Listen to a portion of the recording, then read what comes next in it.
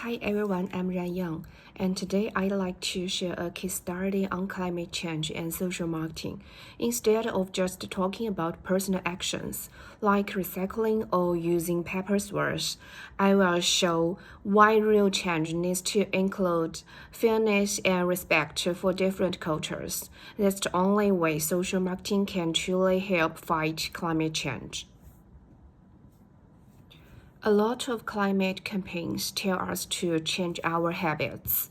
And while that's good, it's not enough. This is a global problem. The World Bank says climate change costs over $300 billion every year. It could push more than 100 million people into poverty and force over 200 million to leave their homes. And guess what? Just 100 big companies are behind most of the pollution. That's not just unfair, it shows the system needs to change too. So, why aren't things changing faster? There are four big barriers. One, money. Governments still give fossil fuel companies huge subsidies. Two, lifestyle. We're used to cheaper, convenient stuff. Three, feelings. People feel anxious or hopeless about climate change. Four, politics. Big companies spend millions to block climate laws. So it's not just about people making better choice, it's about changing the system too. Even when we want to be eco-friendly, it's hard. Green products cost more, sometimes a lot more. And let's be honest, people still thinking buying secondhand is uncool. Also, companies often do something called greenwashing. For example, H&M advertises their green collection while making billions of clothes that mostly end up as waste. So if the system makes green living hard, we can't blame people for struggling. Let's look at a few past efforts. The UN CDM program funded climate projects in poor countries, but some of these projects pushed the people off their land. In Australia, a government plan gave money to companies that doesn't actually cut emissions. And Nike's Movie to Zero campaign sounded green, but they kept selling fast fashion made in poor working conditions. These efforts failed because they doesn't include fairness or listen to local people. Some call this carbon colonialism. When rich countries push climate actions onto others in an unfair way. Now let's look at what's happening today. BP made a carbon calculator that told you to cut your emissions, while they keep drilling for oil. Tesla building a factory in Xinjiang, where there are human rights concerns. Starbucks made paper straws but still uses plastic cups. These are surface level changes. As Ant-Man's framing through cells. If you control story, you control how people think. And right now, a lot of companies are telling the wrong story. So what should we do instead? First, we need fairness. In Canada, carbon taxes are intended to low-income families to help them out. Second, we need a culture. In China, the Clean Planet campaign used values like thrift to reduce food waste. Third, we need to give power back. In Australia, indigenous rangers lead climate projects on their own land. These are great examples of justice, cultural respect, and real community leadership. Now I'd like to share four simple but powerful ideas that can help improve future climate marketing. These ideas are not just about changing what we see, but about how we treat people and how we design better systems for everyone.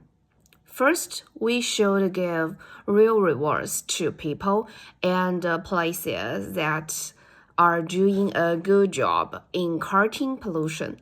For example, if a low-income community is installing solar panels or using less energy, they should get support, maybe in the form of money, tax cuts, or free training programs.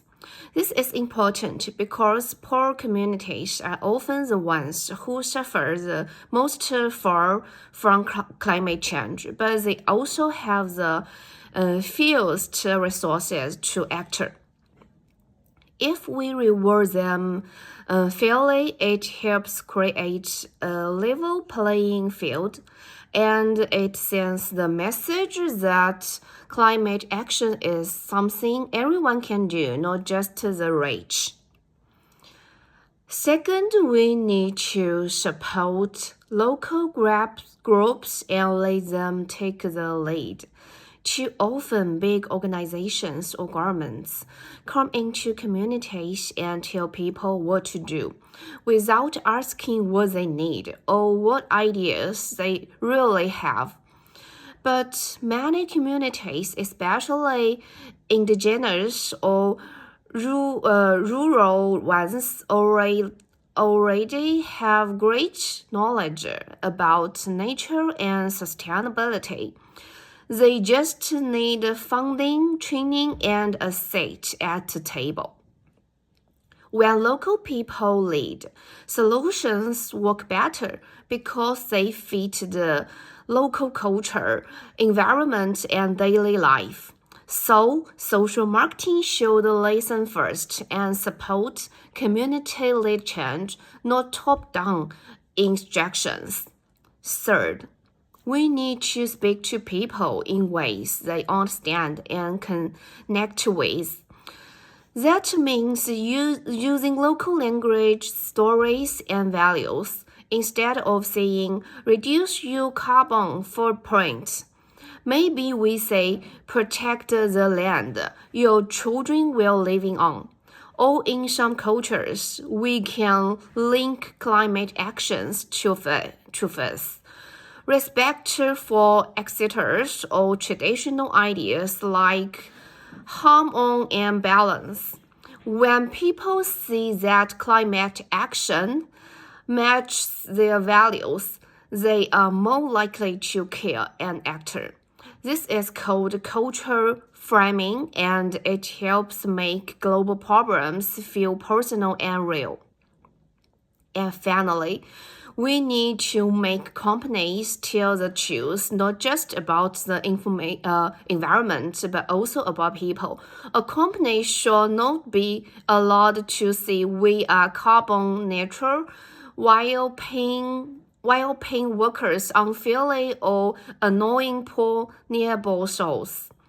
We need clear and honest labels that show not only carbon emissions, but also how a product or policy affects both jobs, health, fairness, and inclusion. This kind of honesty can help people make better choices and push companies to real change, not just pretend. So to sum up, future climate marketing should be fair, local, simple, and honest. It should reward good actions, trust local knowledge, speak with cultural respect, and demand the truth from big businesses. That's how we turn climate messages into climate justice. To wrap up, climate marketing hasn't worked well because it puts push on people while letting the system stay the same. If we want real change, we need campaigns that are fair, local, and honest. Because if marketing can sell millions of iPhones and sneakers, it can sell climate justice too. But only if we stop talking at people and start building with them.